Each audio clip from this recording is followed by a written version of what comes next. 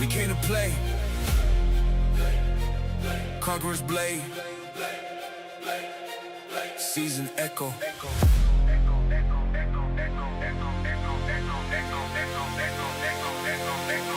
Map just open, yeah, the lines get drawn. First blood hit, no cap, it's on. Hexy clash, yeah, the pressure spike. Cash guard, lit, whole zone on height.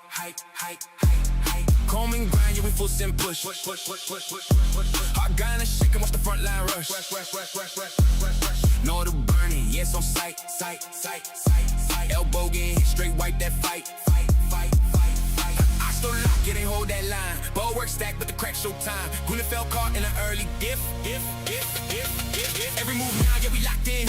Claim that ground, don't drop that win, no slow plays. It's a full send run, phase one war, yeah, just begun. Territory flip, yeah, the map stay live. Some get wiped, some clutch survive. Every call from the front line loud, real one stand, separate from the crowd. Ball ain't hot, yeah, don't slow down. Every thief turn, battleground, rotations clean, yeah, the squad stay sync. One bag, call, whole push, get clipped. Stereo cold, but the fight stay heated. Every inch earned, yeah, it's gotta be needed. No auto tested, bow, extrain, a bogan feels, get fully claimed. Open and move, no second chance. Play it clean, or lose your stance. Every fight, set the tone for more. Echo, yeah, this that war. No king yet, but the crown in view. Every squad tryna break right through. What you take now, better hold that tight, cause phase one sets up every fight. Echo, boom, and get a map, get shaped. Play wrong, get whacked off the slate. Echoes hit when the silence roars.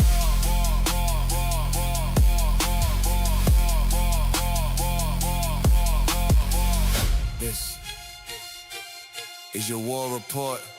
The war for Elysium peak has begun. Done.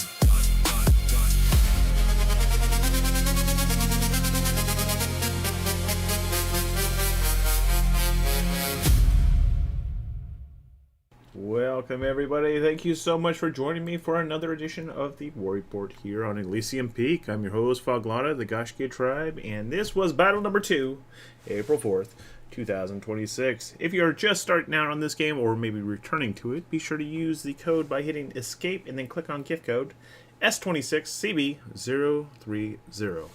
That'll get you some pretty sweet loot just to get you started. Taking a look at our key terms, prestige is the value of land that you own. Acclaim is the total amount of prestige that you earn across the course of the season. Renown is the change in your property value, whether it goes up or down when you take ownership. And triumphs is the end of season prize money that we're all fighting for. Looking at our upcoming events, we have Phase 2, Eve of the Storm. That starts on Tuesday, April 7th. We're still in purple season though, so they decided to give us 2 purple phases of the season. So until April 18th, that is our final war of the Phase 2. But we will be cruising on through this season. Get to that gold season here shortly enough. Looking at our war summary, there you go.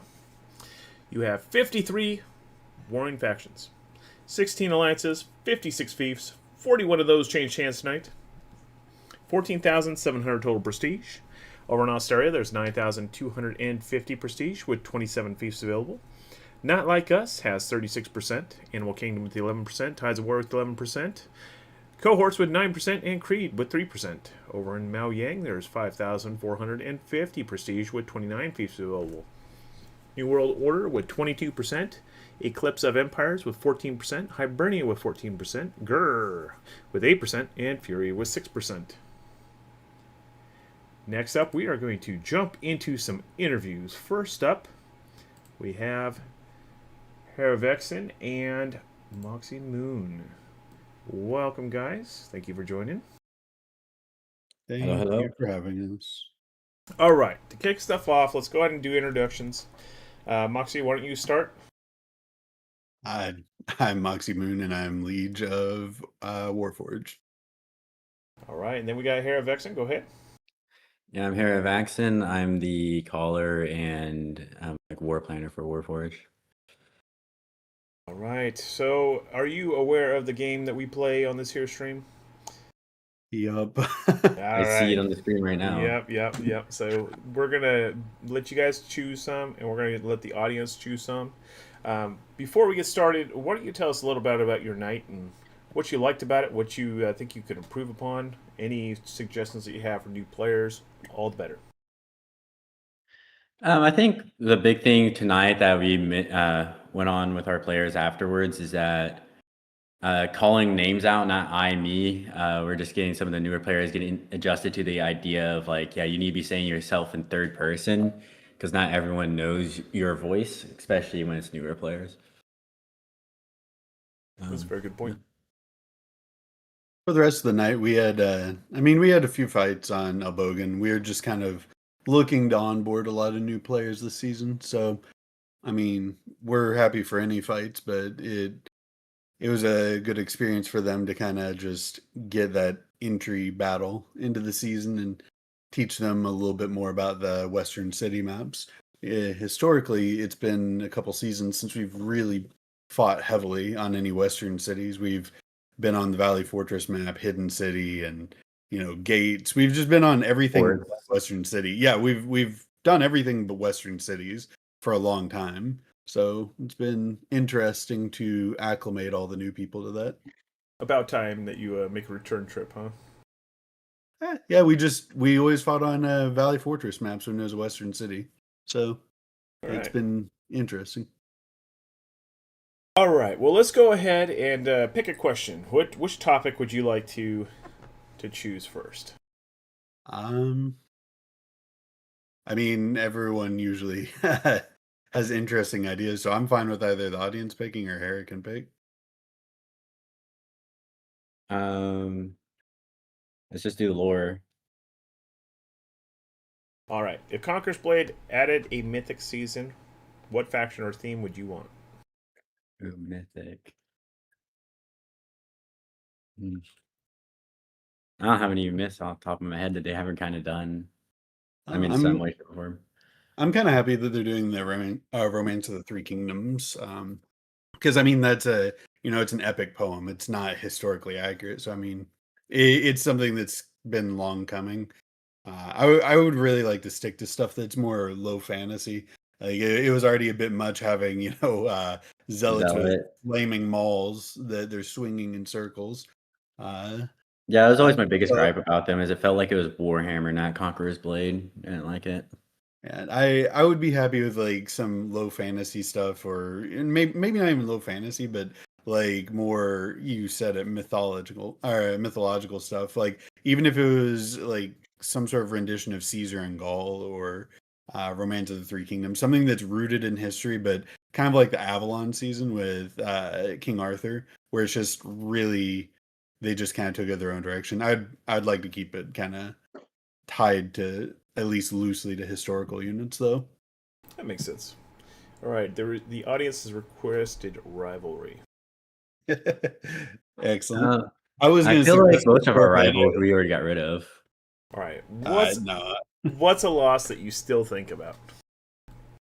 That's a good one. I can't think of any. I can't think of any that like bothers me. Like we do a lot of intentional, just like drop the city, but I can't think of anything that honestly has ever stuck out as a just soul crushing defeat that has really bothered me. The only thing that really was is we attacked like a fort last season without any plan going into it. We started making the strat for it like 15 minutes before war, and we realized, huh? Yeah, I think it was Irani, I think. But we went into it with no plan or anything, and that's the point where we decided we would never do a fort fight without a strat. Yeah, we're never doing it. We set it up with Ice Spartans, and we were gonna fight on Irani, and we were like, okay, we'll just do like a basic strat. It's literally like 3 minutes to war starts, and we're like, we'll do a basic strat, and then Odin's Blade was like, no, we do this strat, and wants to totally change it. And I went along with it. We went along with it, and we had a briefing about 30 seconds long. Got in there, and immediately another alliance came into the Ungabunga region, and we went and we just threw our stuff in, tried really, just went really hard real quick, and then we're like, get out, get out, get out, because we had to Yeah, go I back. tried to go help us save a Yeah. fief. Yeah, so we had to leave that one. I guess there's that. The only other thing that I can think of is uh it was kind of sad when I think it was our second season, we leveled up Marcerota a Oh lot. yeah. And then but we just had other priorities. Like we don't care about cities and stuff. It just doesn't really bother us to lose stuff. But we were like called it our homeland and we leveled it up really high. And then our other priorities took us elsewhere, so it got back capped. Yeah, and then So the Diplo that failed. that was the closest thing that I would say is soul crushing. You just go like, no, it's de-leveling after all that work. That was the closest to I can relate being to that. upsetting. Out of all the people on this server, I can completely relate Yeah. to that. It sucks so often. Like, gosh, you'll just get rolled out of a pocket or something, and like all that stuff that we leveled up, we just slowly watch it go back to a 1, and it's just like soul crushing. It's like, God, you guys suck. At least do a fief quest, damn it, if you can take my land. Yeah. But as for like the original question you had with rivalry, I think most of them we got rid of. No, I mean that's just. But Imperial Guard is like wanting to beat us. I remember them on stream, so I was hoping they were going to attack us tonight. Just saying, Imperial Guard attack us on Oval again tomorrow on Tuesday. It'll be fun. All right, next question looks like diplomacy. All right. What makes an alliance work long term? You guys know this one. You've carried alliances across several seasons. Yeah, I mean, I would say the biggest thing is that we try and establish at the very beginning what everyone in the alliance wants. Like that's the big thing. Like with working with Latium and FC, the first thing in our very first alliance meeting we did was we said, okay, before we talk about anything else, let's write it down what each house in the alliance wants. Right? Yeah. Like so then we can shape our plans long term, because most of our plans we decide from like before the season even starts. Once we know what regions are going to be available, we make a big macro plan. Yeah, we already And know we what have we're to going to know. be doing. Yeah, we have to make a plan that it caters to each house's interests. So like when FC tells us what they want, we can already be, theorizing a plan. And if people in the other houses are wanting to do Diplo, they kind of have the idea of what the other houses want in mind. And then the second thing would be everyone's always doing some sort of side Diplo, right? Like what's happening, even if they're not leadership in your house. They're going, hey, nudge, nudge. I talked to so and so. They're thinking about doing this. The rule we started with is because back in a couple seasons ago, Ares and Wait and Salt had a big conflict because of just miscommunication. Like one side thought that something was happening, that's not how it turned out, and it just upset a lot of people. So we basically, laid the hammer down on that and said, okay, you have a designated person that will approve or disapprove of any plan that's brought before the alliance. And before you shake on anything, it has to go before the other allies first, right? So like if someone in FC was making a deal with Disciples, for example, they would have to bring it to the rest of the allies, and the delegate from the other two houses would have to give a thumbs up before we would ever consider any external deals. So those are the two big things, is just knowing your priorities for your allies, and then any deals have to go through the allies before it's shook on. So One thing with Warforged is our allies are usually first before ourselves, and we usually take the lesser role in a lot of places. Like last war, we didn't even leave the villages while our allies got the city attacks. We just made sure that their attacks were not cut off. And the whole point with Elbogen was just to ensure that they could get their city fights. Yep. All right, go ahead and choose another one. I say audience pick. I find it interesting when they get to choose. It's Smoke that's picking these for us right now, Moxie. Oh, that's fine. I'll answer anything Smoke wants. All right, house origins. All right. What does your house value most? Skill, loyalty, activity, strategy, or community?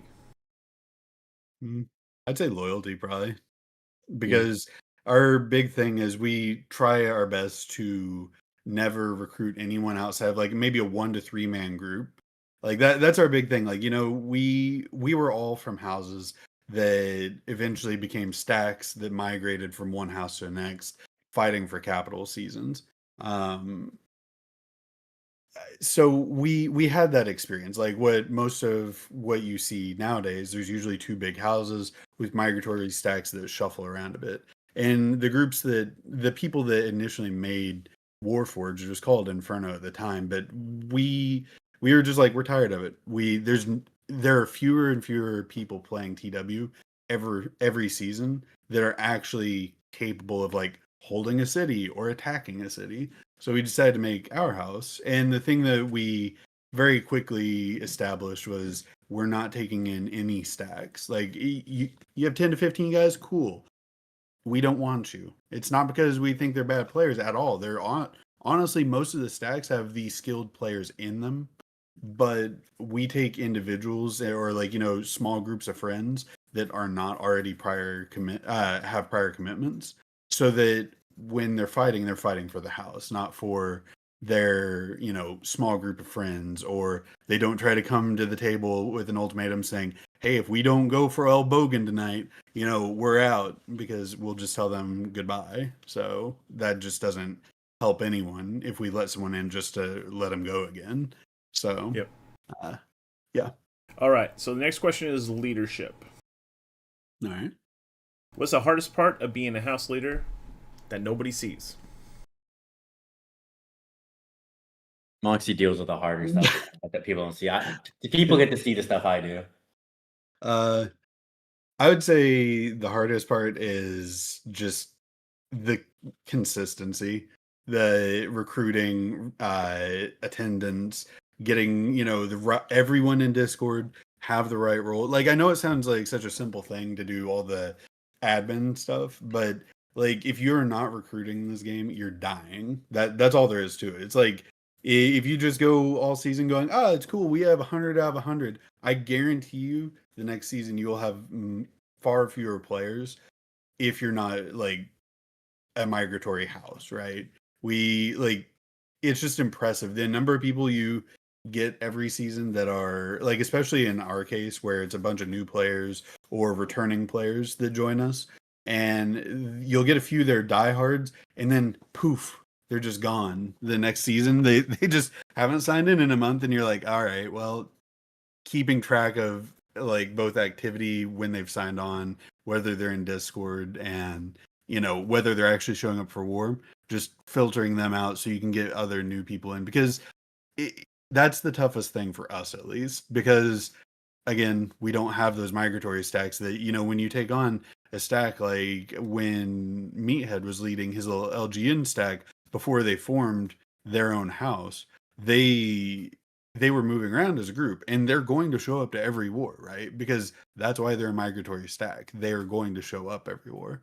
Us, that's not necessarily the case. We have new people that they have a blast for the first 2 weeks and then they ghost. So that's probably the hardest thing, is just actually getting consistent numbers and keeping people to growing and not stagnating in the game. Yeah, I can completely relate to that. I used to track every single person that came through the door, like their name and when they joined and all that. And then after about 3,000, I stopped counting. Yeah, Like, it's the like churn you in have this to game do is it. kind of depressing. Yeah, and you have to do it because, I mean, think about it. You need 35 people for a city fight, right? Yeah. Minimum. Like that's a standard number, is 35. And if you don't have that, you just aren't going to have good fights, and more people are not going to want to play. But when you have all these guys that maybe they play 2 weeks and then they're gone, you're constantly like having to basically go over an Excel sheet. I had one of our guys last season. He was an insurance adjuster, and he literally made an Excel sheet tied to Discord roles, and we just had a constantly updating spreadsheet just to keep track of attendance, TW content, their fief quests they're doing, everything. And it was just like, that's how we were cycling people out, was just we had to basically Hawkeye everything. And it's just kind of silly, but I mean, it's probably been the most rewarding thing in the game that I've done. I mean, I've played since alpha, but it's probably been the most rewarding thing. It's just very ever present Yeah. stress. At the end of last season, me and Moxie just sat with each other like, wow. What did we just do? Yeah, it was a long season last season. Yeah, but you guys pulled it out in the end there, so. Yeah, and that was a whole other type of work that happened there. All right, guys. Well, thank you so much for joining. I really appreciate you guys stepping on the show today. And we'll definitely be circling around later, probably in the winner circle, knowing you guys. So I will talk to y'all later. All right, sounds good. Thank you for having us, Fog. All right, next up, we have Aiden. Welcome, Aiden. Hey Fog, hey War Report, how's it going? All right. So first up, let's go ahead and introduce yourself. Give her a little spiel about Saphira.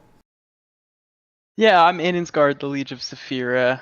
We're a returning house, just came back at the end of last season, and we're trying to make a name for ourselves again, get some map presence back, and kind of be a thorn in the side of all these big houses around here. There you go. There you go. That sounds like a good time. All right. So how do we want to start the night off? Which question would you like to start it off with? Just thinking about rivalry, kind of hot on the mind of Saphira lately. All right. What's the one war you'll never forget and why? Okay, well this how I'll have to go back a couple seasons, but Nordtal, this Astarian region, is famous for Saphira, and we defended Nordtal for probably half a season, just that one city. We sat in it.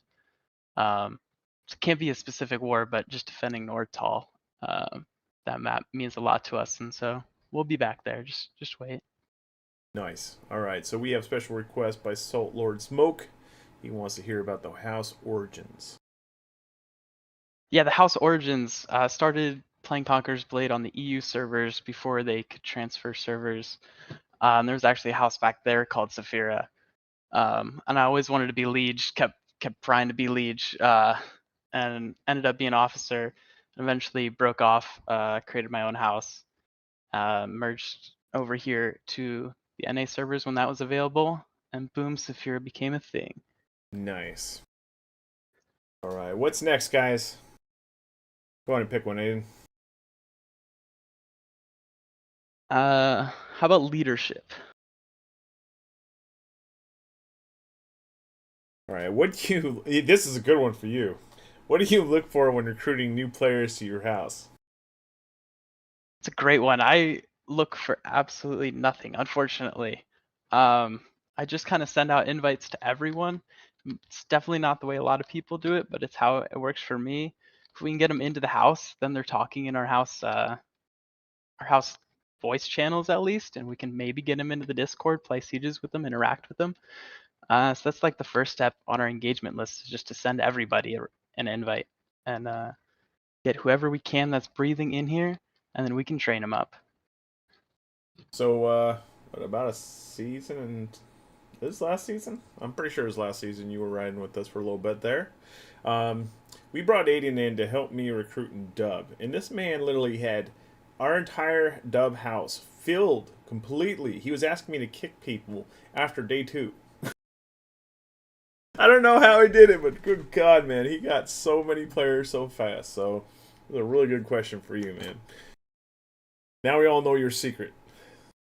Yeah, we're gonna have to delete the recording. Oh, all right. Diplo, we got Diplo asking, what's your philosophy on diplomacy? Honor first, pragmatic, or trust nobody? Or something else. Oh, it's honor first. If you come to me and we talk Diplo, or if you go to someone and you talk Diplo, you should honor them at their word. But also, when it comes to that, the second someone goes against their word, I think it's gloves off, and there's no concessions in war. It can go either way. I think you gotta trust people, but once they break that trust, it's really hard to do diplomacy with people. Yep, that's definitely true. It only takes one little fracture for you to not trust anyone from then on out. So, all right, let's go ahead and pick another one. Come on, audience, pick one. Go for it. Aiden, go in and grab one as well. What about units and meta?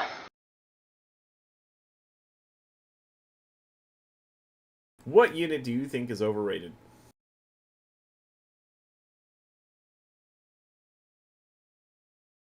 The Yorkies. All right. No further explanation. There we go. Just bottom line, underlined right there. Yorkies. All right, so we have rivalry.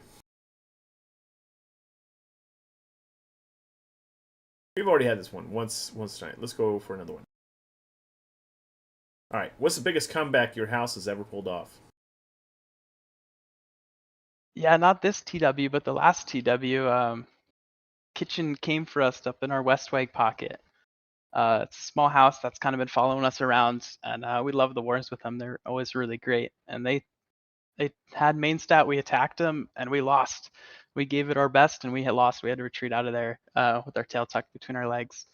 But we came back 10 minutes later when that cooldown was off, and we took it from them, and then everyone in the party was so happy. That was probably the best one we've had this season. Nice. Those are the ones Great that stick comeback. with you. Yeah. All right, we have a lore question. If you can add one unit line from history that isn't in the game already, what would it be? I really want a pirate season. I don't know how they'll do it. Some pirates would be really cool. That could be cool. I'd really like to see them do a boat warfare, even like if it was like how Tiger Knight Empire War did it, where you had two boats that were attached, or like 3 boats or 4 boats, whatever, and you had to run across little docks.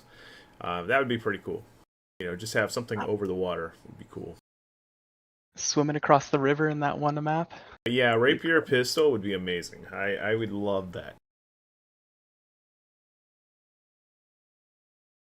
All right, let's go ahead and pick another one.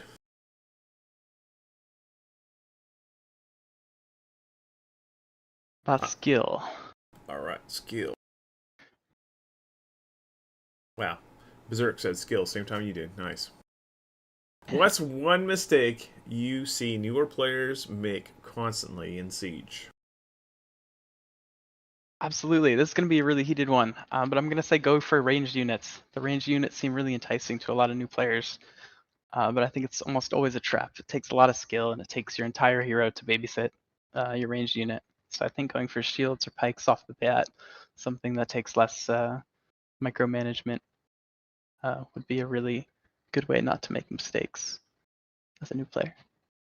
All right, let's go ahead and do fun and personality, because I think you're a fun guy. Uh-oh. If your house had a theme song, what would it be? Oh, jeez. What song is playing in your head when you ride into battle? Come on, I know you got one. It's the Winged Hussars by Sabaton song. We used to listen to that before every TW. Drink a shot of whiskey, and we'd all listen to that. That's how we got ready for war. Tank Wolf's Benny Hill. That tracks, Berserk. That tracks. All right, let's do one more, and then we're going to have to proceed here. Pick one, anyone. Which one? How do you invent a wheel that you can spin? That would be fun. How about strategy?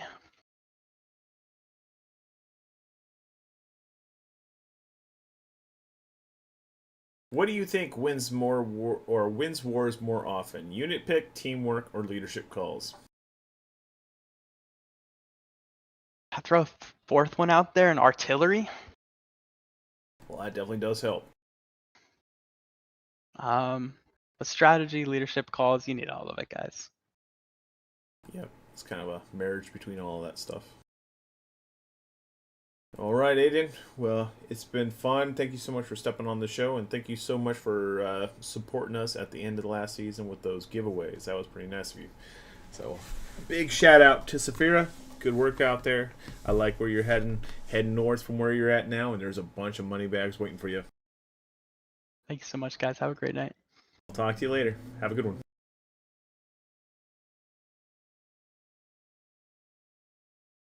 All right, let's get this show on the road. We are going to cruise on over to Austeria first. Over here, we have 81% free houses versus 19% Legion. 9,250 regional prosperity. With 6 towns, 21 villages. It's currently sitting at prosperity tier of 2. Top 5 seasonal landowners include Disciples with 3,150 acclaim.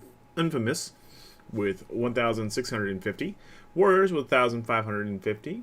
Imperial Guard 1,400. And Warforged with 1,050. Most prestigious strongholds in the region are Steinklipp, Elbogen, and Nordtal. Top flourishing villages are Cooperbach and Bergdorf. Looking at tonight's war map, you can see Not Like Us took over that southeast pocket, which is some of the highest ranked land around. They have a total of 3,300, and they just earned their eligibility to attack the capital when it opens. Over on the west side, we have a lot of independents with 2,400.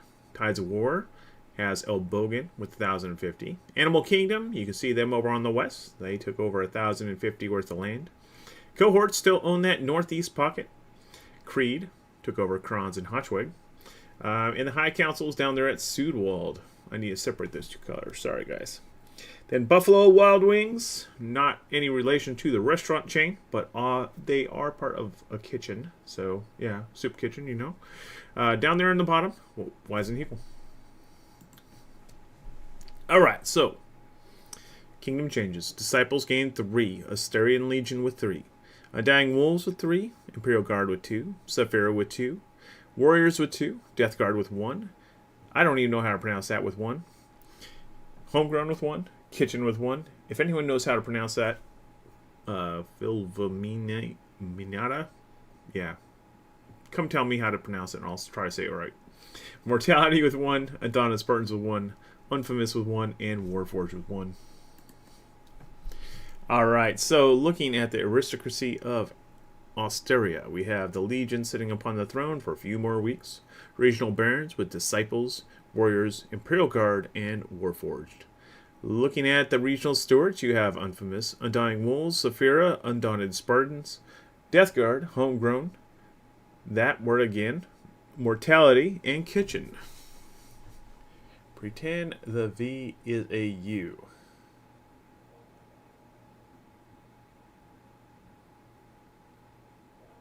Fulminita? I don't know. Maybe. I will have to make a post-it note for that one. Alright, so in the hunt, Not Like Us, secured enough to be able to siege the capital. It was opening today, which it's not. Alright, so let's take a look at Maoyang, the other region that's open right now. 100% is free houses, 0% Legion. 5,450 regional prosperity with 2 towns and 27 villages in play. It's currently a prosperity tier of 1. Top 5 seasonal landowners. Black Templars with 1,200. Then Vanguard with 1,200. Weight and Salt with 750 in 3rd. So does Tavern in 4th, tied with the Eye Kingdom with 600 apiece. As for Renowned Builders, Gashki Dub has 100. Here with 50. Gashki with 50. Top prestigious strongholds, Zaifu has ranked 4, as does Kashgar, Tsuchiba, Geta, and Kongchi. As for flourishing villages, Binbo is at rank 3. Looking at the war map tonight, you can see the Independents have a slice of land right along the bottom there. See it? It's like just a sword slash right across. They got 1,500 points worth. You have New World Order taking over the Kashgar area with 1,200. Eclipse of Empires down in the south, 750. You have Hibernia right there in the middle with the green color, 750. Gur is on the far east side with 450. Fury is on the west side with 300. Then No Evil at Old Zintar with 200. Deucevolt at Madchan with 150. And Only Fields chilling at Zia with 150. Looking at the changes tonight, Black Templars with 4. Barbarians with 3, Latin Fury with 2, Vanguard with 2, Dauntless with 1, Gashkia with Ruin, Midway Kings with 1, Order of Valor with 1, Weight and Salt with 1, Shadow Army with 1, and Rubber Barons with 1. Looking at the houses of the region, we have the Maoyang Legion leading the pack, owning the throne. Regional barons include Black Templars with 1,200. Then regional stewards include Vanguard, Weight and Salt, Barbarians, Goshkia, Soda's Tavern, Latin Fury, Eye Kingdom, Goshkia, Dub, Here, Robber Barons, Dauntless, Order of Valor, the Shadow Army, the Wild Hunt, and Midway Kings. Looking at the race for the throne, nobody's qualified yet. Keep an eye on the lookout. They're going to be coming. Alright, so let's go ahead and just push on to the economy. We don't need to cover the Borderlands yet. That opens next week. Looking at the Rising Kingdoms, Minbao went to 3, Beijing went to 2, and Old Centaur went to 2. As for Crumbling Empires, Stark burned and went down to 1, Winrabi went down to 2. Top fiefs in the world, Elbogen, Nordtal, and Steinklep all are ranked 6 and offer 40% bonus rewards for fief quests. As for rank 5s, you have Alter Westberg, Das Bulwark, Drywalder, Grunfeld, Ostel, Platland, Shojin, Whalewin, Zedeni, and Westberg. Looking at our top 10 fief builders, you have Goshkia Dub leading the pack with 100, Goshkia with 50, Here with 50. As for unit kits, there are still a few places to get some gold kits crafted. Warachi Samurai and Queen's Knight kits over at Elbogen. Zweihander kits, which are the cheap ones, are at Nordtal, along with Queen's Knight kits. Steinklip with the Silidar Queen's Knight kits. Looking at the siege crafting, no more purple siege, it's all blue now. Still looking for some fief quests. Steinklep has your 4,600 Diginite for 4,000. Elbogen has your Epic Artillery for 840 for the honor gains. Then top house EXP gains, you have Steinklep with 100 regional exotics for 320. Let's go ahead and take a look at those house rankings. First up, no new houses. If we look at the houses by level, we have 21 level 4s, we have 3 level 14s. Or, I'm sorry, 14 level 3s. Yeah, that'd be crazy. And then we have 15 level 2 houses. Looking at the population changes, we saw the Wild Hunt gain 19, Saphira gained 9, No Pain, No Gain with 6, Kitchen with 6, Death Guard with 6, Latin Fury with 5, and Retro with 5. As for prestige gains, we have Black Templars leading the pack with 1,200. Then we have Disciples in Sight with 1,050, tied with Warriors and Warforged. Imperial Guard with 800. Then we have Undying Wolves in 6 with 450. Then we have a two-way tie between Vanguard and Latin Fury with 300 apiece. Then Goshkia and Homegrown with 200 apiece. Looking at Prestige losses tonight, Regulators lost 600. Mortal Conqubat with 200. Lawless, three-way tie with Latium and Brazil with 150, the Shadow Army with 150, Midway Kings with 150, Undaunted Spartans with 50, and Saphira with 50. Looking at our top 10 houses, first up is Disciples with 2,100 prestige. Santa the Clown is the liege with 3,150 seasonal claim. Second place, we have Warriors of Not Like Us with 1,300 prestige. Yada's the liege with 1,550 seasonal claim. Third place goes to Black Templars of New World Order with 1,200 prestige. Ladrian's the liege with 1,200 seasonal claim. Fourth place we have Imperial Guard with Not Like Us, 1,100 prestige. Esmery is the liege with 1,400 seasonal claim. Fifth place we have Warforged of Tides of War with 1,050 prestige. Moxie Moon is the liege with 1,050 seasonal claim. Sixth place is Unfamous of Not Like Us with 900 prestige. Yasuru is the liege with 1,650 seasonal claim. Seventh place is Vanguard with 750 prestige. Tong Tong is the liege with 1,200 seasonal claim.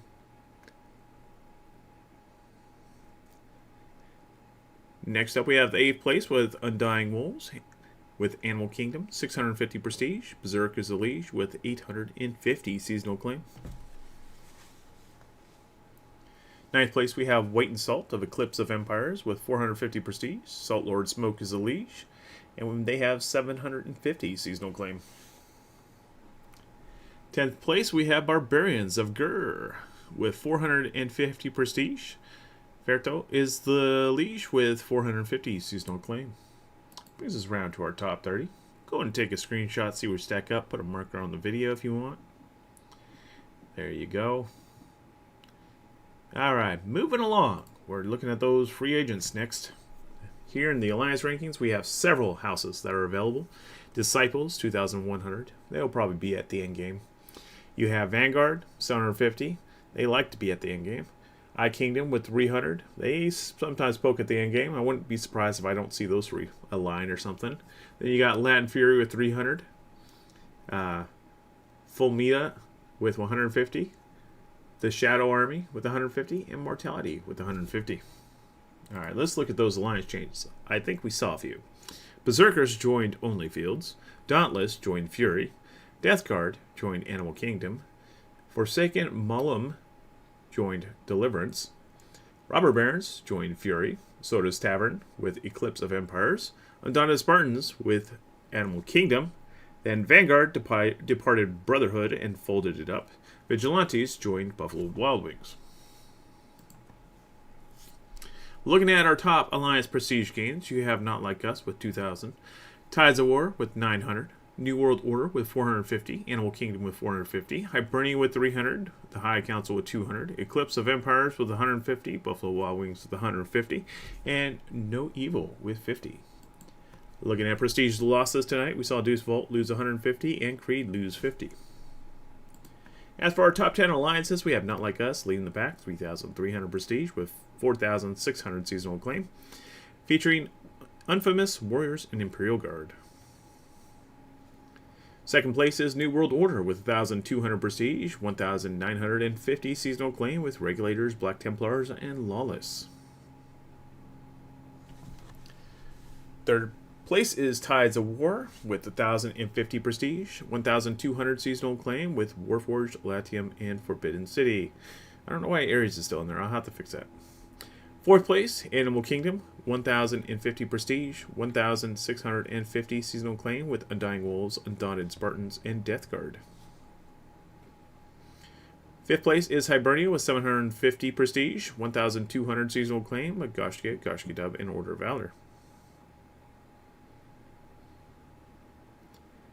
Sixth place is Eclipse of Empires with 750 Prestige, 1,350 seasonal claim with Weight and Salt and Soda's Tavern. Seventh place is Gur with 450 Prestige, 400 seasonal claim, and Barbarians. Looking at 8th place next, you have Creed with 300 Prestige, 650 seasonal claim with Saphira and Crumb.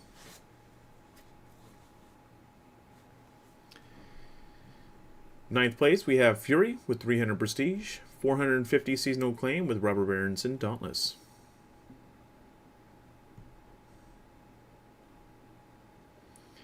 10th place, we have the High Council with 200 Prestige, featuring Homegrown. And that brings us around to our seasonal claim board. Let's go and take a look at that. Leading the pack, Not Like Us with 4,600, followed by New World Order with 1,950. Third place goes to Animal Kingdom, 1,250, and then Hibernia with 1,200. Moving on to our historical acclaim board. Our top 5, Vanguard in first, 653,000. Homegrown in second with 351,000. Goshki in third with 297,000. Durandon in fourth with 284,000. Kingdom with 272,000. Looking at our top alliances, you have Hibernia leading the pack with 775,000. We Don't Read with 588,000. Long gone.